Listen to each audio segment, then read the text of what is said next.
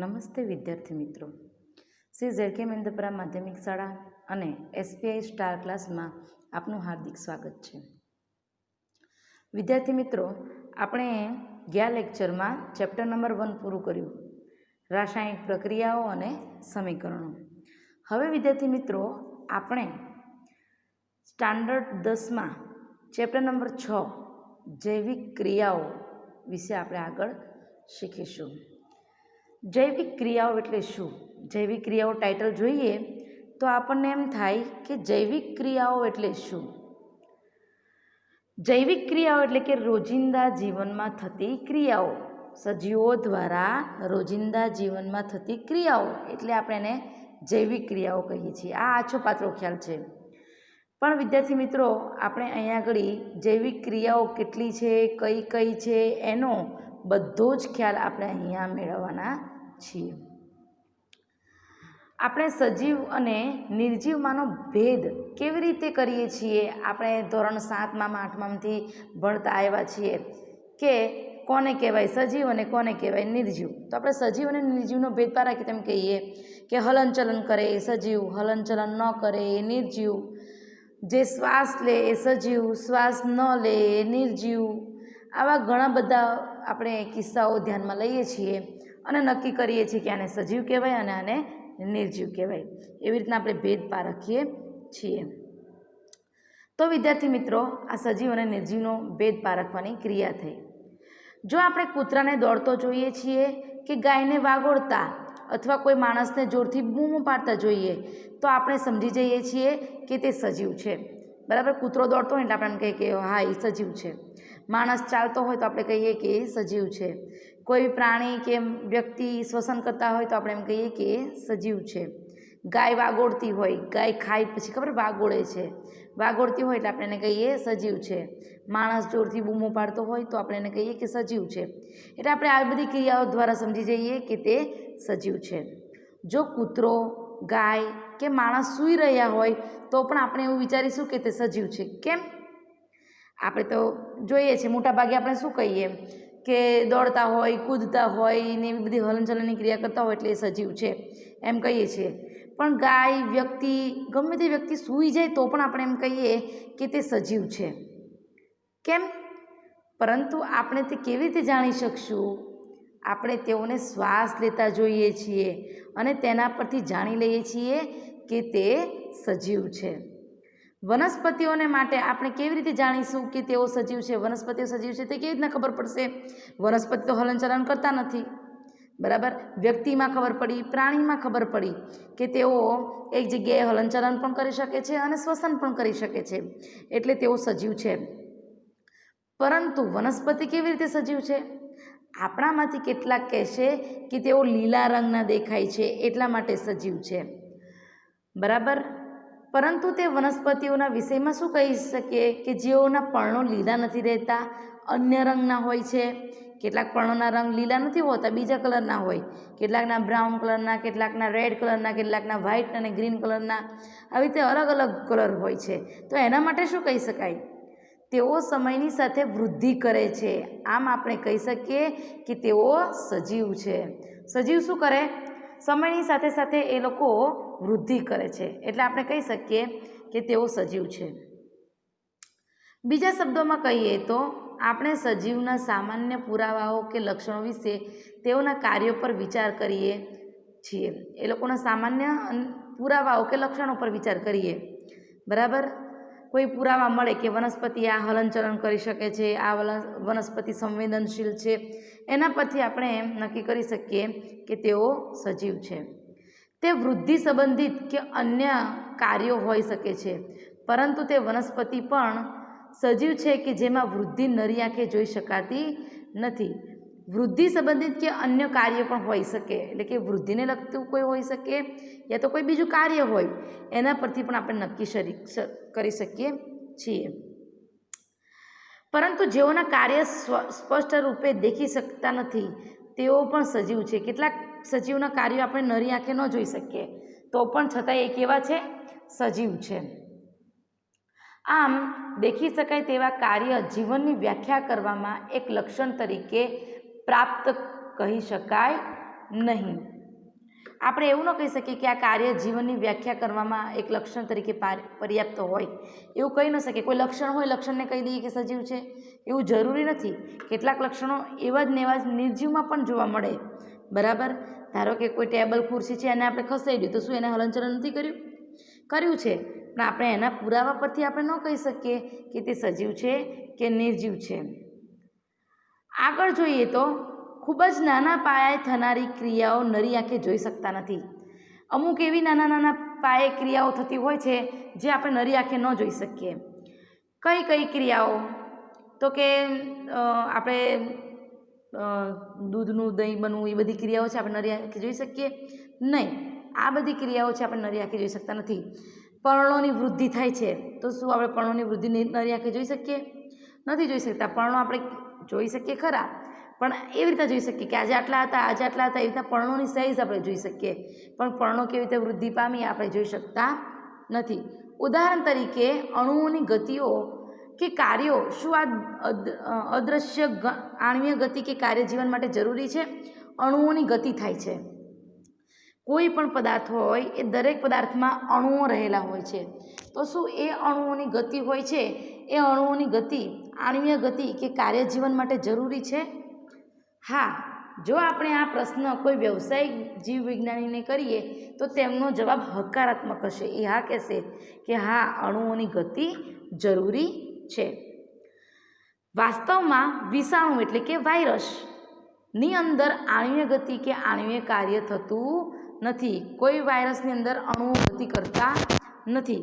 જ્યાં સુધી તે કોઈ કોષમાં દાખલ ન થાય ત્યાં સુધી એનામાં આણ્વીય ગતિ થતી નથી. જો એ આપણા કોષમાં આવી જાય તો આણ્વીય ગતિ થાય. અત્યારે હાલની વાત કરીએ તો કોરોના વાયરસ છે. કોરોના વાયરસ છે એ બહાર ગતિ નથી કરતું, પણ આપણા એની અંદર અણુઓ રહેલા છે, પણ એ અણુઓ બહાર ગતિ નથી કરતા, ત્યારે એ મૃત છે.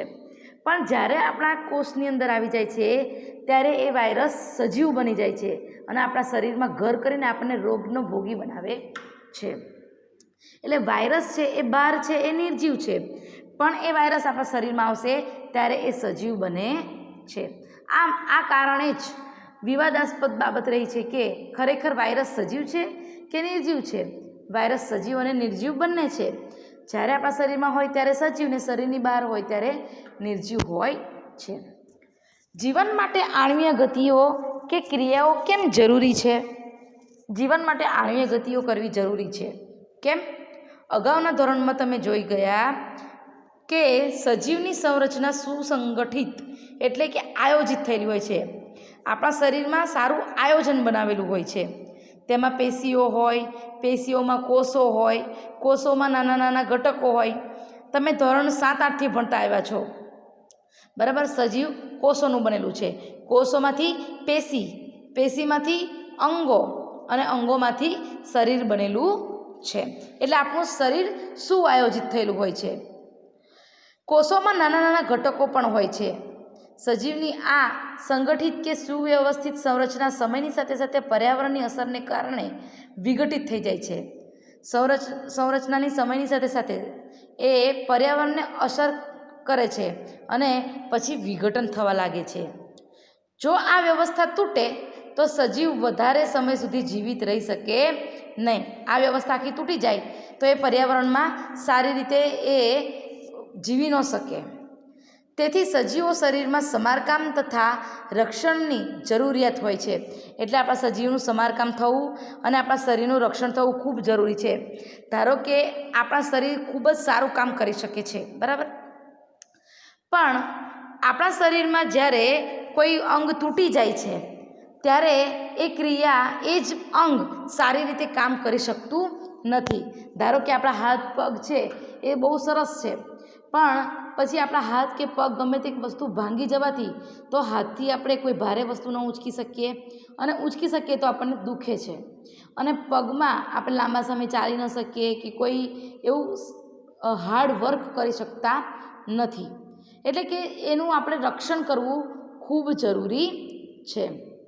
અને આપણા શરીરનું સમારકામ થવું પણ જરૂરી. ધારો કે આપણા પગમાં કંઈક સડો થયો છે તો એને સમારકામ ન કરીએ, કોઈ પણ પ્રકારની દવા ન કરીએ તો એ સડો આખા શરીરમાં થાય અને મૃત બને છે. આ બધી સંરચનાઓ અણુથી બનેલી છે.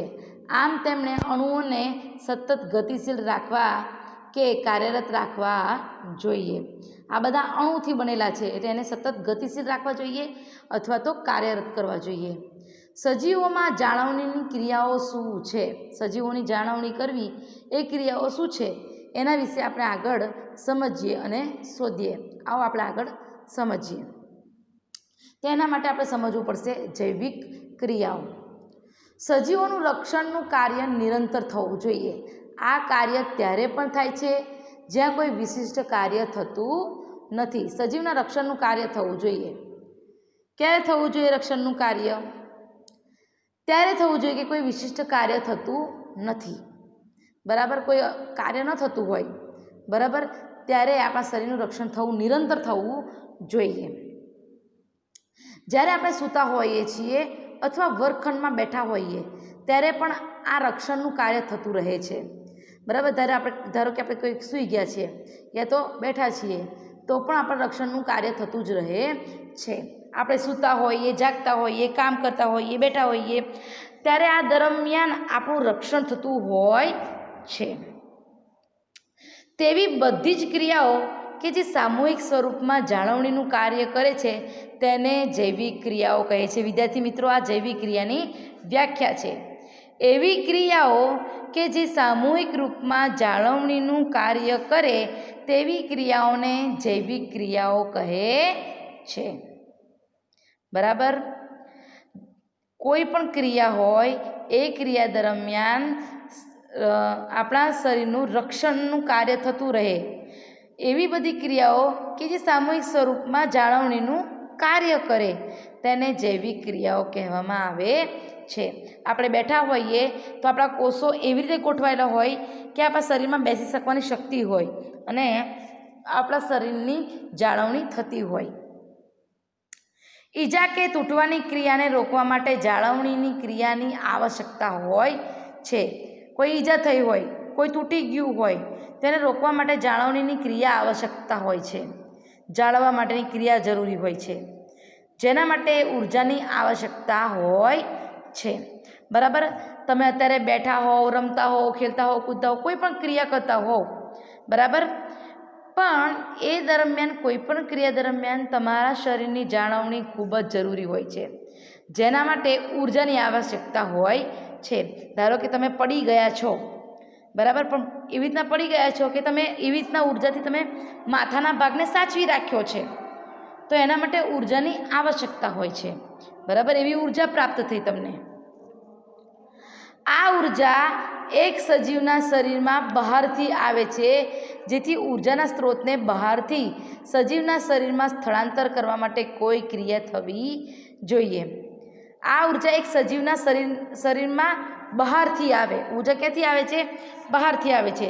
જેથી ઉર્જાના સ્ત્રોતને બહારથી સજીવના શરીરમાં સ્થળાંતર કરવા માટે કોઈ ક્રિયા થવી જોઈએ. ઉર્જા બહારથી મળી તો એ બહારથી ઉર્જા માટે કંઈક ક્રિયા તો થવી જોઈએ ને. બરાબર, તો બહારથી મળવાની ઉર્જાની ક્રિયાને આપણે કહીશું શ્વસન.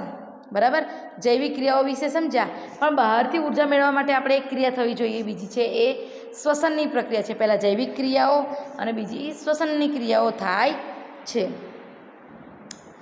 જેથી ઉર્જાના સ્ત્રોતને બહારથી સજીવના શરીરમાં સ્થળાંતર કરવા માટે કોઈ ક્રિયા થવી જોઈએ.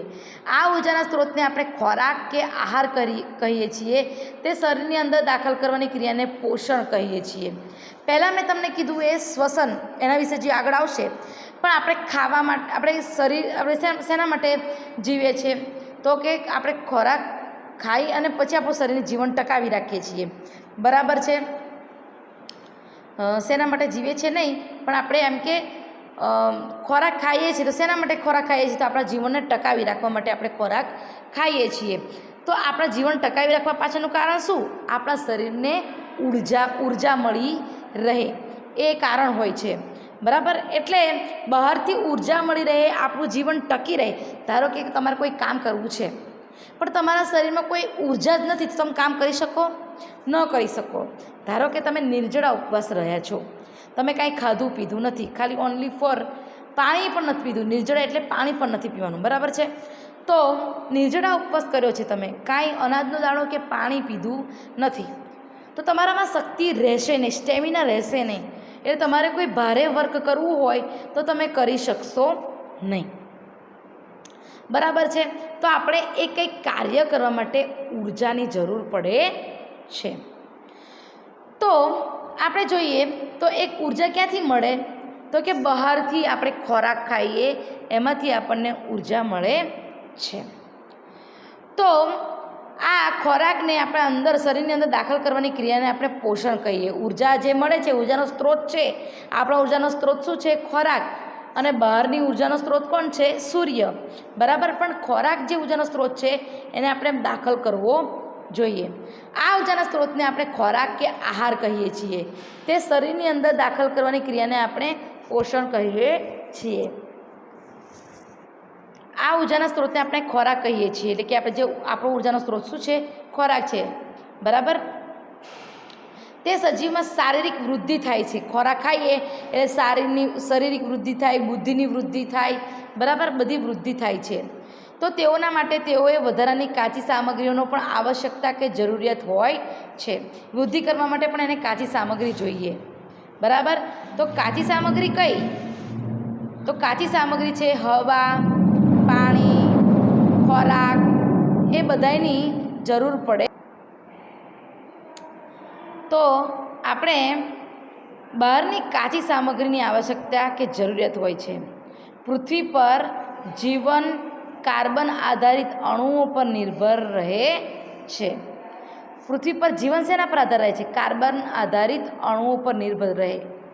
કાર્બન આધારિત અણુઓ પર એટલે કે એવું બધી ખોરાક ખાઈએ, ગમે એ કરીએ, એની અંદર કાર્બન હાજર હોય, બરાબર છે. ધારો કે આપણે ખોરાક ખાધો, ખોરાકની અંદર આપણો જે ખોરાક ખાઈએ છીએ એ આપણા શરીરમાં ગ્લુકોઝ બને. એટલે કે આપણા ઉર્જા શેમાંથી બને?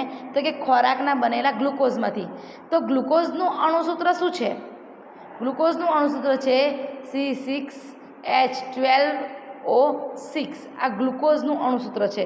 તો તમે જોશો કે ગ્લુકોઝની અંદર પણ કાર્બન આવેલું છે. એટલે કે આપણું શરીર પણ કાર્બન આધારિત છે. અને આપણા શરીરમાં આવેલા નાના નાના અંગો, બરાબર, એ નાના નાના અંગો પણ કાર્બન આધારિત જ હોય છે. એટલે આપણું શરીર કાર્બનનું બનેલું હોય છે.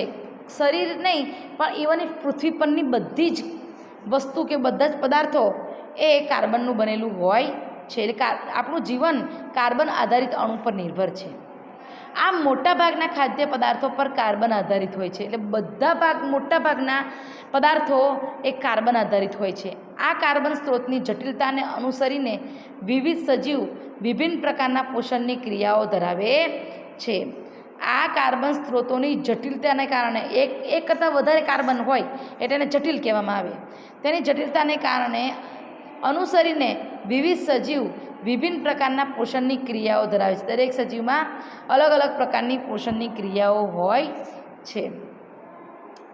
જો કે પર્યાવરણ કોઈ એક સજીવના નિયંત્રણમાં નથી. પર્યાવરણ કોઈ પણ સજીવના નિયંત્રણમાં નથી. જેથી ઉર્જાના આ બાહ્ય સ્ત્રોત વિવિધ પ્રકારના હોઈ શકે છે. ઉર્જાના સ્ત્રોત અલગ અલગ પ્રકારના હોઈ શકે. શરીરની અંદરની ઉર્જાના આ સ્ત્રોતનું વિઘટન કે નિર્માણની જરૂરિયાત હોય. શરીરની અંદરની ઉર્જાના આ સ્ત્રોતનું વિઘટન એટલે કે સ્ત્રોતનું વિઘટન કરવામાં આવે અને નિર્માણની જરૂરિયાત હોય છે. સ્ત્રોતનું વિઘટન કરવામાં આવે, વિઘટન એટલે કે છૂટું પાડવામાં આવે, અને સ્ત્રોતનું નિર્માણ કરવામાં આવે. નિર્માણ કરે અને છૂટું પાડવામાં આવે છે.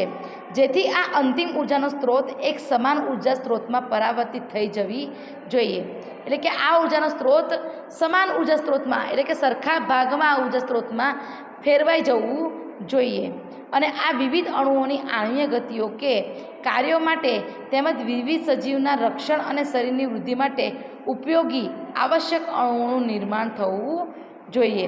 સજીવના અણુઓની આણ્વીય ગતિ કે કાર્યો માટે તેમજ વિવિધ સજીવના રક્ષણ માટે અલગ અલગ કાર્યો કરવા માટે અને સજીવના રક્ષણ માટે શરીરની વૃદ્ધિ માટે પણ આવશ્યક અણુઓનું નિર્માણ થવું જોઈએ.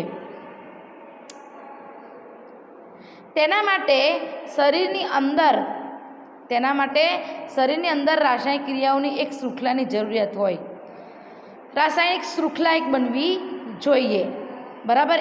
કાર્બન આધારિત કે બીજા કોઈ પદાર્થ આધારિત એક રાસાયણિક શૃંખલાની જરૂરિયાત હોય છે. ઓક્સિડેશન અને રિડક્શન પ્રક્રિયાઓ અણુઓના વિઘટનની કેટલીક સામાન્ય રાસાયણિક પ્રક્રિયાઓ છે. આપણે ઓક્સિડેશન અને રિડક્શન પ્રક્રિયાઓ સમજી ગયા, તો એ અણુઓની વિઘટન કરવા માટે, અણુઓને છૂટા પાડવા માટે કેટલીક સામાન્ય રાસાયણિક પ્રક્રિયાઓ હોય છે. તેના માટે વધુ માત્રામાં શરીરની બહારના સ્ત્રોતમાં ઓક્સિજન મેળવવો પડે છે. શરીરના બહારના સ્ત્રોતમાં શું કરવું પડે છે? ઓક્સિજન મેળવવો પડે, બહારથી ઓક્સિજન લાવવો પડે છે. શરીરની બહારથી ઓક્સિજનને ગ્રહણ કરી અને કોષોની આવશ્યકતા કે જરૂરિયાતને અનુલક્ષીને ખાદ્ય સ્ત્રોતનું વિઘટનમાં ઉપયોગ કરવાની ક્રિયાને આપણે શ્વસન કરીએ છીએ. ખાદ્ય સ્ત્રોતનું આપણે વિઘટન કરી નાખીએ છીએ, એ ક્રિયાને આપણે શું કહીએ છીએ? શ્વસન. શ્વસનની વ્યાખ્યા વિદ્યાર્થી મિત્રો ખાસ નોંધજો કે શરીરની બહારથી ઓક્સિજનને ગ્રહણ કરી અને કોષોની આવશ્યકતા કે જરૂરિયાત મુજબ ખાદ્ય સ્ત્રોતનું વિઘટનમાં ઉપયોગ કરવાની ક્રિયાને આપણે શ્વસન કહીએ છીએ. તો વિદ્યાર્થી મિત્રો આપણે એને શ્વસન કહીએ છીએ, આ ખાસ નોંધી લેજો. એક કોષીય સજીવની સંપૂર્ણ સપાટી પર્યાવરણની સાથે સંપર્કમાં રહે. એક કોષ ધરાવતા સજીવો હોય એ સજીવની સંપૂર્ણ સપાટી પર્યાવરણની સાથે સંપર્કમાં રહે. એટલે કે આપણા સજીવની સપાટી હોય ને તે સપાટી પર રહેલું હોય, પર્યાવરણની સંપર્કમાં અને અંદરની સજીવની સંપર્કમાં, બંનેમાં સંપર્કમાં રહે છે. તેથી સજીવોને ખોરાક ગ્રહણ કરવા માટે, વાયુઓની આપ લે કરવા માટે, ઉત્સર્ગ પદાર્થો કે નકામા પદાર્થો નિકાલ માટે કોઈ વિશિષ્ટ અંગની જરૂરિયાત હોતી નથી. જ્યારે આપણે ખોરાક ગ્રહણ કરીએ છીએ, બરાબર, ત્યારે ખોરાક ગ્રહણ દરમિયાન કોઈ એવા ઉત્સર્ગ પદાર્થોનો ઉપયોગ નથી કરવામાં આવતો કે એવા નકામા પદાર્થનો ઉપયોગ નથી કરવામાં આવતો કે જેમાં વાયુની આપ-લે થાય, બરાબર. એટલે ખોરાક ગ્રહણ કરવા માટે વાયુની આપ-લેની જરૂર નથી, પણ વાયુની આપ-લે કરવા માટે ઉત્સર્ગ પદાર્થો કે નકામા પદાર્થોના નિકાલ માટે કોઈ વિશિષ્ટ અંગની જરૂરિયાત નથી હોતી. વાયુની આપ-લે કરવા માટે વિશિષ્ટ અંગની જરૂરિયાત નથી હોતી, એની માટે નાક જ આપેલું છે. વાયુની આપ-લે કરવા માટે પરંતુ જ્યારે સજીવના શરીરના કદમાં વધારો થાય છે અને શારીરિક વધારો થવાથી વધારે જટિલ શરીર બને છે, ત્યારે શું થાય છે? બરાબર, શરીર જટિલ ને જટિલ બનતું જાય દિવસ દરમિયાન, ત્યારે શું થશે? તો બહુકોષીય સજીવોમાં બધા કોષો પોતાની આસપાસના પર્યાવરણની સાથે સીધા સંપર્કમાં હોતા નથી. સજીવો પોતાનું શરીર સીધો સંપર્કમાં નથી લાવતું. આથી સામાન્ય પ્રસરણ બાદ બધા કોષોની જરૂરિયાતની પૂર્તિ કરી શકાતી નથી. બધા જ કોષની પૂર્તિ કરવી એ જરૂરી નથી, અમુક જ કોષની પૂર્તિ કરવામાં આવે છે. આપણે અગાઉ જોઈ ગયા છીએ કે બહુકોષીય સજીવોમાં વિવિધ કાર્યોને કરવા માટે વિભિન્ન અંગ વિશિષ્ટકરણ પામે. બહુકોષીય સજીવોમાં શું કરવામાં આવે? અલગ અલગ કાર્યો કરવા માટે અલગ અલગ અંગ વિશિષ્ટકરણ પામે. શ્વાસ લેવા માટે નાક, ખોરાક ખાવા માટે મોઢું, સાંભળવા માટે કાન, આમ અલગ અલગ કાર્ય માટે અલગ અલગ અંગ ફાળવવામાં આવે છે. આપણે આ વિશિષ્ટકરણ પેશીઓની સાથે અનેક સજીવના શરીરમાં તેઓના સંગઠનથી પરિચિત છીએ. વિશિષ્ટ એટલે એના અલગ અલગ અંગોથી, શરીરના અંગોથી આપણે એનાથી પરિચિત છીએ. તેમાં કોઈ આશ્ચર્ય નથી કે ખોરાક અને ઓક્સિજનનું અંતઃગ્રહણ પણ વિશિષ્ટીકરણ પામેલ પેશીઓનું કાર્ય છે. ખોરાક આપણે ખાઈએ છીએ, ઓક્સિજન અંદર ગ્રહણ કરીએ છીએ, એ એક પેશી દ્વારા થાય છે. એ કોઈ આશ્ચર્યજનક બાબત નથી. આનાથી એક મુશ્કેલી ઉદ્ભવે છે કે જે ખોરાક તેમજ ઓક્સિજનનું અંતઃગ્રહણ કેટલાક વિશિષ્ટ અંગો દ્વારા કરે. એનાથી એક મુશ્કેલી કઈ થાય છે કે એ ખોરાકનું ગ્રહણ કરે છે અને શ્વસન કરે છે એ એના સ્પેસિફિક અંગો દ્વારા જ કરે છે. પરંતુ શરીરના બધા ભાગોને તેમની જરૂરિયાત હોય છે, પણ શરીરના દરેક અંગોને એમની જરૂરિયાત હોય છે. ધારો કે આપણે ઘરમાં ફોનની વાત કરીએ, બરાબર. ફોન આપણે આપણા વાલીને જરૂર હોય છે અને આપણે પણ વિડીયો જોવા માટે જરૂરી હોય છે. તો એટલે ફોન છે એ બધા માટે આવશ્યક થઈ જાય છે, બરાબર. એટલે શરીરના બધા ભાગોને તેમની જરૂરિયાત હોય છે. એટલે કાન વગર આપણે ચાલે ન ચાલે, સાંભળવું પડે જ તે. આંખ જોયા વગર ચાલે ન ચાલે, આપણે મોઢું જમવાયા વગર ચાલે ન ચાલે. એટલે આપણા શરીર માટે કંઈક ને કંઈક અંગોની જરૂરિયાત હોય છે. આ ખોરાક તેમજ ઓક્સિજનને એક સ્થાનેથી બીજા સ્થાન સુધી લઈ જવા માટે વહન તંત્રની આવશ્યકતા હોય છે. પણ આપણે કોઈ પણ ધારો કે ખોરાક ખાધો છે તો આપણે ખોરાક આપણા મોઢામાંથી જઠરમાં જાય, અન્નનળીમાં જાય, અન્નનળીમાંથી જઠરમાં જાય, એને લઈ જવા માટે કંઈક ને કંઈક વહન તંત્રની જરૂર પડે છે. જ્યારે રાસાયણિક પ્રક્રિયાઓમાં કાર્બન સ્ત્રોત અને ઓક્સિજનનો ઉપયોગ ઉર્જા પ્રાપ્તિ માટે થાય છે ત્યારે એવી નિપજો કે ઉત્પાદકો પણ બને છે જે શરીરના કોષો માટે માત્ર બિનઉપયોગી જ નહીં પરંતુ હાનિકારક પણ હોઈ શકે છે.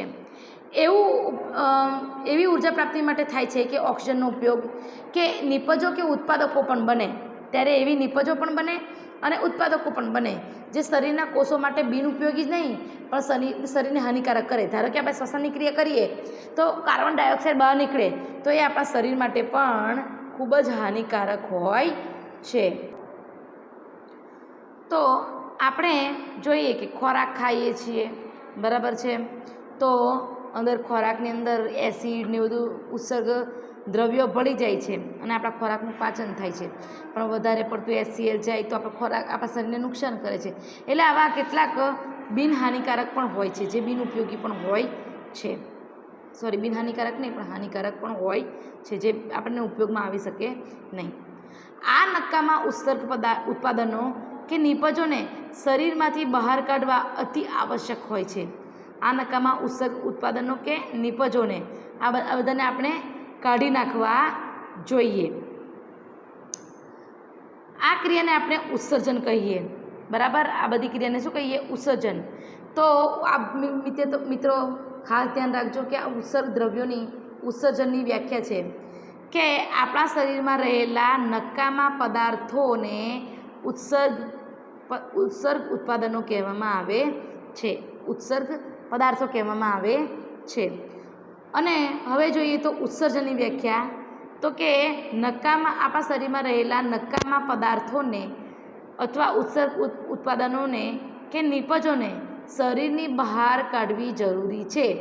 આ નકામા પદાર્થોને અથવા ઉત્સર્ગ દ્રવ્યોને બહાર કાઢવાની ક્રિયાને આપણે ઉત્સર્જન કહીએ છીએ. જો બહુકોષીય સજીવોમાં શરીર પરિકલ્પનાના મૂળભૂત નિયમોનું પાલન કરે છે. શું કરે છે? કે બહુકોષીય સજીવો હોય છે, શરીરની પરિકલ્પનાના મૂળભૂત નિયમોનું એટલે કે આપણા શરીરમાં રહેલા જે અંગો છે એ અંગોના જે નિયમો છે એ નિયમોનું પાલન કરે છે. તો ઉત્સર્જન માટે વિશિષ્ટ પેશી ઉત્પન્ન થઈ શકે. ઉત્સર્જન માટે અલગ અલગ પેશીઓ હોઈ શકે છે, બરાબર. ધારો કે આપણે ઉત્સર્જન થાય છે શરીરમાં તો ઉત્સર્ગ દ્રવ્યો બહાર નીકળે, તો કે વોશરૂમ અને લેટ્રિન નીકળવું એ એક ઉત્સર્ગ એકમો છે, જે નકામા પદાર્થો છે. તો આ ક્રિયાને આપણે ઉત્સર્જન કહીશું. જે બહુકોષીય સજીવમાં શરીર પરિકલ્પના મૂળભૂત નિયમોનું પાલન કરે છે તો ઉત્સર્જન માટે વિશિષ્ટ પેશી ઉત્પન્ન થઈ શકે, બરાબર. શરીર પરિકલ્પના મુજબ નિયમોનું પાલન કરે તો બહુકોષીય સજીવમાં એ ઉત્સર્જન માટે વિશિષ્ટ પેશી ઉત્પન્ન થઈ શકે છે, કંઈક અલગ પેશી ઉત્પન્ન થઈ શકે. આનો અર્થ એ છે કે પરિવહન તંત્રની જરૂરિયાત ઉત્સર્ગ દ્રવ્યોને કોષમાંથી ઉત્સર્ગ દ્રવ્યો, મેં કીધું એ મુજબ કે નકામા પદાર્થો છે એ ઉત્સર્ગ દ્રવ્યોને કોષમાંથી આ ઉત્સર્જન પેશી સુધી પહોંચાડવામાં આવે છે. ઉત્સર્જનની પેશી છે ત્યાં સુધી એને પહોંચાડવામાં આવે છે. આપણે જીવનની જાળવણી કરનારી જરૂરી ક્રિયાઓના વિષયમાં એક એક ક્રિયાઓનો તબક્કાવાર વિચાર કરીશું. હવે આપણે તબક્કાવાર વિચાર કરવાનો છે, એક પછી એક તબક્કાવાર વિચાર થશે. કયા કયા? તો કે ઉત્સર્જનની ક્રિયા, પોષણની ક્રિયા, બરાબર, પાચનની ક્રિયા. આ બધી ક્રિયાઓ જૈવિક ક્રિયાઓ છે અને જૈવિક ક્રિયાઓ વિશે ભણવાના છીએ. તો વિદ્યાર્થી મિત્રો, આપણે અહીંયા ચેપ્ટર નંબર 6 શરૂઆત કરી. એમાં ચેપ્ટર નંબર 6માં વિદ્યાર્થી મિત્રો આપણે આજે જૈવિક ક્રિયાઓ, ઉત્સર્જન, પોષણ, શ્વસન, આ બધી જ પ્રક્રિયાઓ વિશે આપણે ખ્યાલ મેળવ્યો, બરાબર. તો વિદ્યાર્થી મિત્રો, ખાસ પોષણની વ્યાખ્યા, પોષણના પ્રકારો આપણે નેક્સ્ટ શીખવાના છીએ. એમાં ઉત્સર્જનની વ્યાખ્યા, પોષણની વ્યાખ્યા, આ બધું આપણે શીખી ગયા છીએ. તો વિદ્યાર્થી મિત્રો, ખાસ આ નોંધજો કે પોષણ કોને કહેવાય, શ્વસન કોને કહેવાય, આ બધી જ ક્રિયાઓ ખાસ ધ્યાન રાખજો અને આપણે આગળ નેક્સ્ટ લેક્ચરમાં શીખીશું. તો વિદ્યાર્થી મિત્રો, આપણે અહીંયા જૈવિક ક્રિયાઓ વિશે શીખ્યા. હવે વિદ્યાર્થી મિત્રો, આ તમારું હોમવર્ક છે. એ હોમવર્ક તમારે કરવાનું છે કે આણ્વીય ગતિ જીવન માટે કેમ જરૂરી છે. મેં તમને હમણાં શીખવાડ્યું એ મુજબ એ આણ્વીય ગતિ જીવન માટે કેમ જરૂરી છે એ પણ આપણે લખવાનું છે. બીજો સવાલ છે, જૈવિક ક્રિયાઓ એટલે શું અને સજીવો માટે અગત્યની જૈવિક ક્રિયાઓ સમજાવો. સજીવો માટે જૈવિક ક્રિયાઓ ક્યાં ક્યાં જરૂરી છે એ સમજવાનું છે. ત્રીજો સવાલ છે, કોઈ વસ્તુ જીવન છે તેમ નક્કી કરવા માટે આપણે કયા માપદંડનો ઉપયોગ કરીશું. બરાબર, જીવન છે કે મૃત એ નક્કી કરવા માટે કયો માપદંડ જરૂરી છે. બરાબર, એ નોંધવાનું છે. કોઈ સજીવ દ્વારા કોઈ બાહ્ય કાચી સામગ્રીનો ઉપયોગ કરાય છે. કઈ બાહ્ય કાચી સામગ્રીનો ઉપયોગ કરાય છે? સજીવ દ્વારા કઈ બાહ્ય કાચી સામગ્રીનો ઉપયોગ કરાય? તો હવા, પાણી, ખોરાક, CO2, ઓક્સિજન બધાનો સમાવેશ થાય છે. પ્રશ્ન નંબર 5, જીવન ટકાવી રાખવા માટે કઈ ક્રિયાઓ જરૂરી છે? આપણું જીવનને ટકાવી રાખવું હોય તો કઈ ક્રિયાઓ જરૂરી છે એ આપણે અહીંયા લખવાનું છે. ઓકે, તો વિદ્યાર્થી મિત્રો, અહીંયા આપણો લેક્ચર પૂરો થાય છે. આ હોમવર્ક છે, હોમવર્ક દરેકે કરવાનું છે. ઓકે, નમસ્તે, થેન્ક યુ.